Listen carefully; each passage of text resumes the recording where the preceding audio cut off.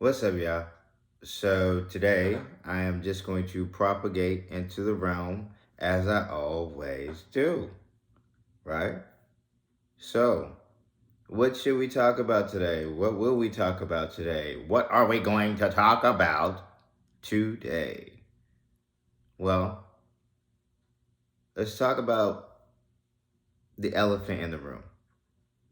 A lot of people are facing an existential point of crisis where they realize that everything that they've been given is a lie, that the whole world is a sham, that people, the relationships, the actual genuine relationships are going to be harder and harder to find. Oh, God. You dirty little liar. I'm sorry, I can explain. Explain how you forgot to invite us to your party? Janice, I cannot stop this car. I have a curfew. Hey, buddy, you're not pretending anymore. You're plastic. Cold, shiny, hard plastic. Curfew, 1 a.m. It is now 1:10. You're the one who made me like this so you could use me for your 8th grade revenge. God, see, at least me and Regina George know we're mean. You try to act like you're so innocent. You think that everybody is in love with you when actually everybody hates you. You are a mean girl. You're a bitch. Here, want a prize. And I want my pink shirt back! I want my pink shirt back!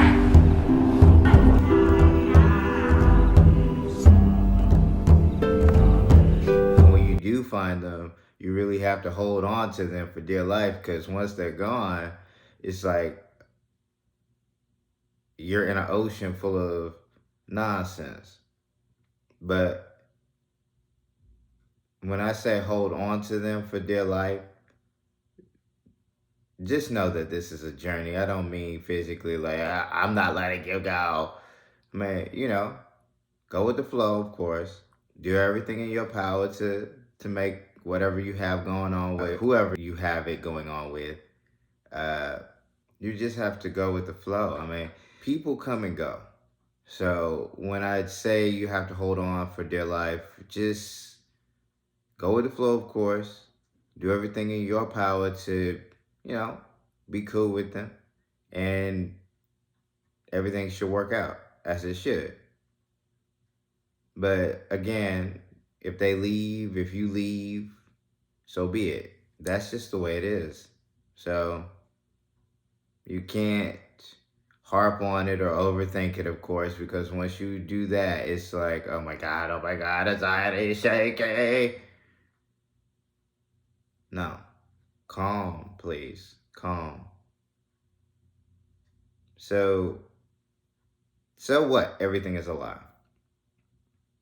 So what? Our political actors are merely that, actors. So what? We live in a...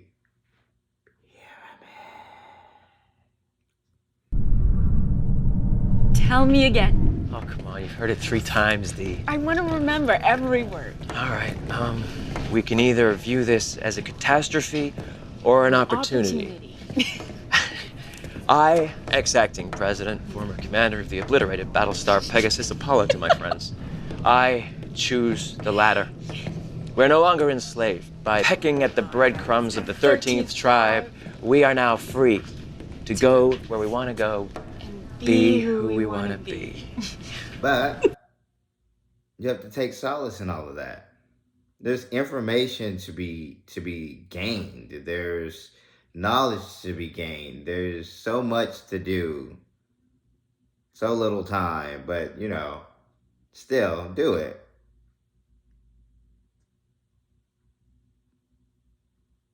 People are really trying to cling on to this edifice of a dying regime, but it's falling apart. It's collapsing. The old guard is washing away. So what do we have left? I mean, the old gatekeepers are passing. He was a commanding and controversial figure for our times, former Secretary of State, the late Henry Kissinger.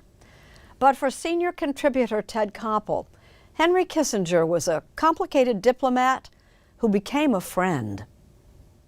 Henry Kissinger's meteoric rise to prominence. I've been covering Henry Kissinger for more than 50 years. The early stages when he held high office, wielding real power, crafting historic changes toward China, the Middle East, the Soviet Union.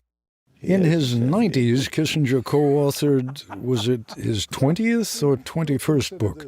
This one on AI, which he considered the greatest challenge to human survival. With the advent of artificial intelligence, forms of warfare are conceivable that could be even more destructive than nuclear weapons. As you've probably heard, trailblazing retired Supreme Court Justice Sandra Day O'Connor died on Friday.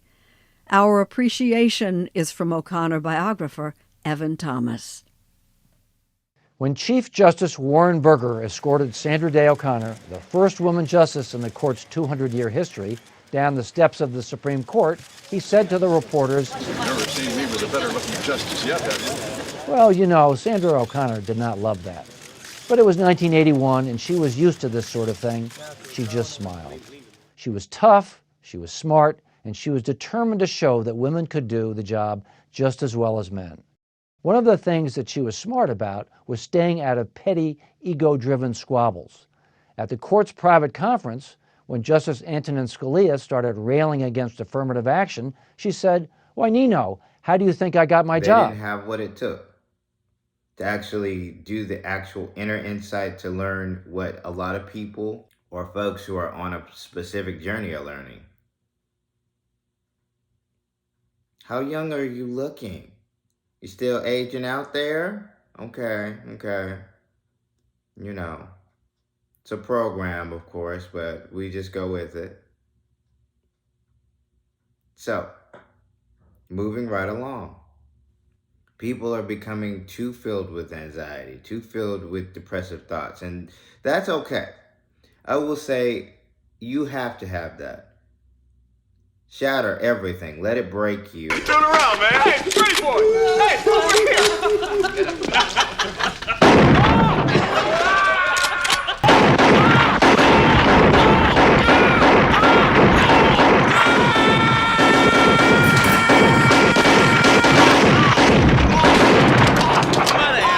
Me too.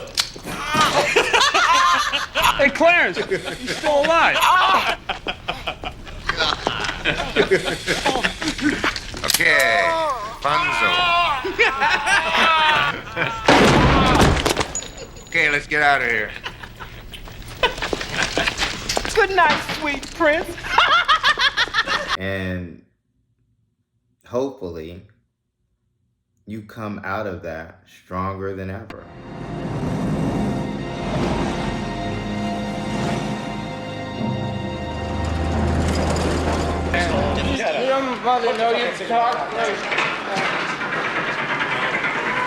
Bring him in through the side door. Looks perfect. What is this all about? Who's this guy? Sergeant John. What's this all about? It's about official OCP business, so please, get lost. Bullshit! I take my orders from...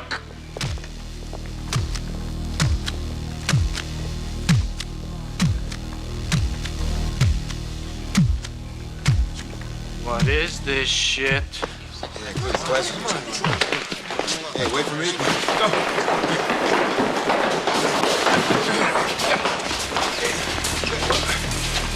It's Super Cop. That fucking gun.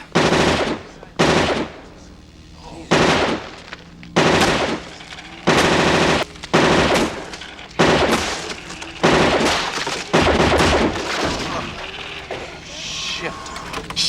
What are they gonna do, replace us?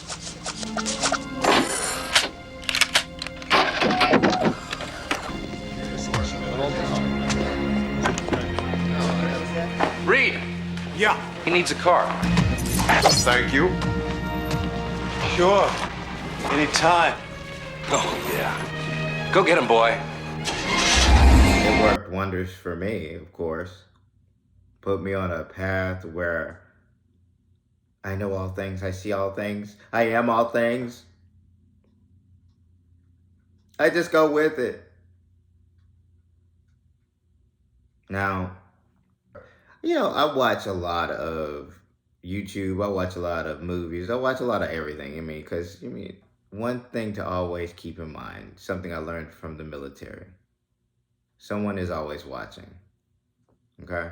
Someone is always watching. If I say any more, they might be at my door. Who the fuck is that? Staring in my window, doing that surveillance on Mr. Michael Render.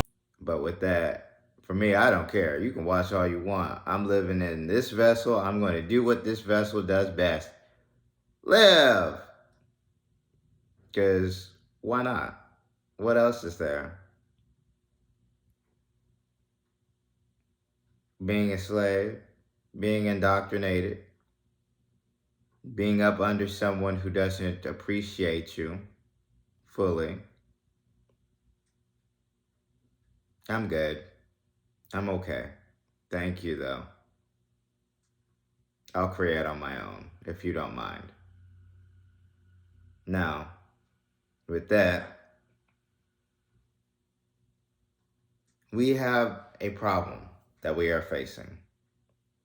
We're facing a multitude, a wide myriad of issues that are culminating to a bigger calamity. So what are we doing to actually try to mitigate that? For me, I'm just propagating messages. I'm trying to wake as many people up as I possibly can so that they can be aware to try to help themselves, to better themselves, and hopefully make it through the calamity without that added shell shock effect. Like, what happened to him? The calamity. Oh, God. So, what are we doing? What do you want to know about? Do you want to know about the calamity and all of its added affairs? So much can be said about where we find ourselves. So, we just have to kind of go with the flow of life. And again, I watch a lot of stuff. So, I've been hearing some people talk about they don't like going with the flow. You can't go with the flow or this, that, or the third. I'm just like, okay, don't go with the flow. Everyone's journey is different. Like, this is why I don't listen. Like, I'll watch people, but then again, at the same time, people are trying to push how to live life, and I'm not gonna really tell you how to live your life. I'm just going to give you a template of a better way to be, and then that's on you to decide whether or not you want to take that journey, take that pathway, or not. Okay, no pressure. Now, we live in an era of idiocracy, so people are very different.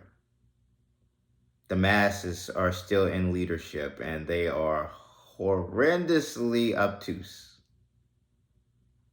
Very obtuse. I have to say, that's the most amazing story I ever heard. What amazes me most is you were taken in by it. Sir, there's a chance, isn't it? How can you be so obtuse? What did you call me? Obtuse? Is it deliberate? Son, you're forgetting yourself. If you want to indulge this fantasy, that's your business. Don't make it mine. This meeting is over. But it's all good. They're not really in charge per se, but for the sake of this video, I say that because you can see it. So many people are still opted into the system, so the system still works. That's just how it works, So, if you're opted into the system, good luck. Good luck to you. I wish you the best. Now, that being said, one of my counterparts read, he was speaking about semen retention. Me personally, I don't really do topics like that. To each their own, but sometimes I get inspired. You got to save your energy. I mean, you don't have to, but it does help. It's a storage of energy. You'll have an influx of it. And then when you actually meet a person that you want to share energy with, it's so much better. It's so much more. I don't know how much longer I can hold on. Don't you say your goodbyes. You're gonna get out of here. And you're gonna go on. And you're gonna die an old man. Oh, man. Warm in his bed. Warm in his bed. Not here. No. Not like this. Oh, amen. And for that, I am so thankful. Oh, don't let go. Never. Oh. I'll never let go. Buddy. Oh, come back. Like, there are many positions that a couple can actually partake in or utilize to share that energy, to harness it, to make it, to amplify it, to make it better. The experience can be so much more. There is so much more to this realm than what has been given. And so with the oversaturation of how sex is propagated now, most people don't know about that energy. That energy alone is why sex is so great.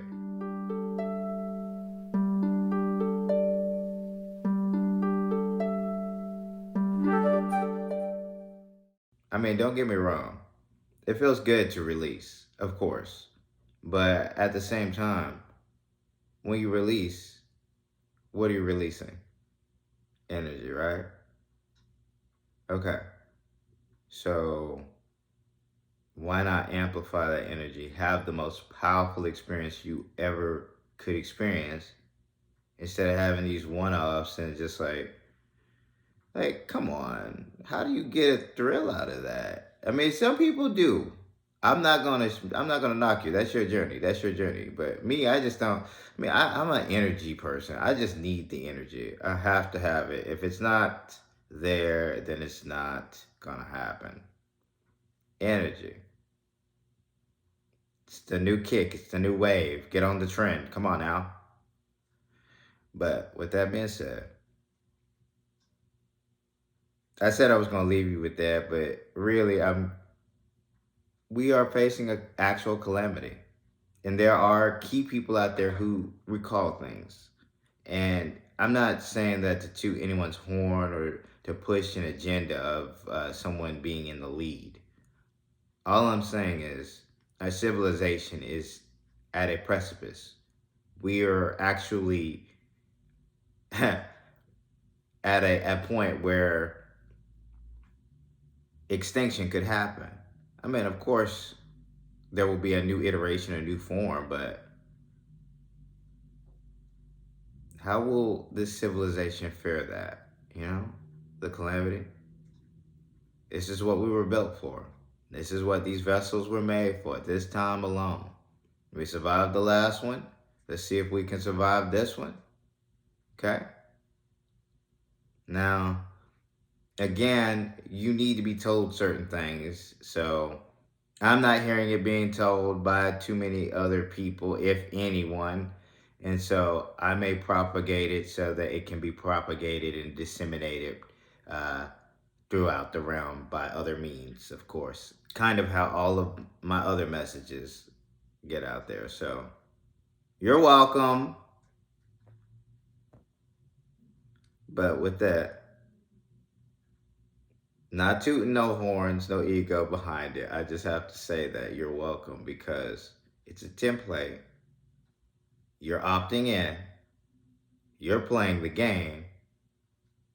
So welcome. Now, with you now knowing that you're a part of this game and playing it, will you be tempted even more by the corruption or will you fix it? Huh? Fix it! Fix it! You don't want to end up like this. Love one another, please. Fix it. Fix it. Fix it. Thanks, Janet. Now with that, no fear, joy life, love your loved ones, keep moving forward. So, it's that time again, with a smile on and positive vibes your way. For the light workers, keep doing your thing. For the chosen, stay on mission. And for those who know, let's get it.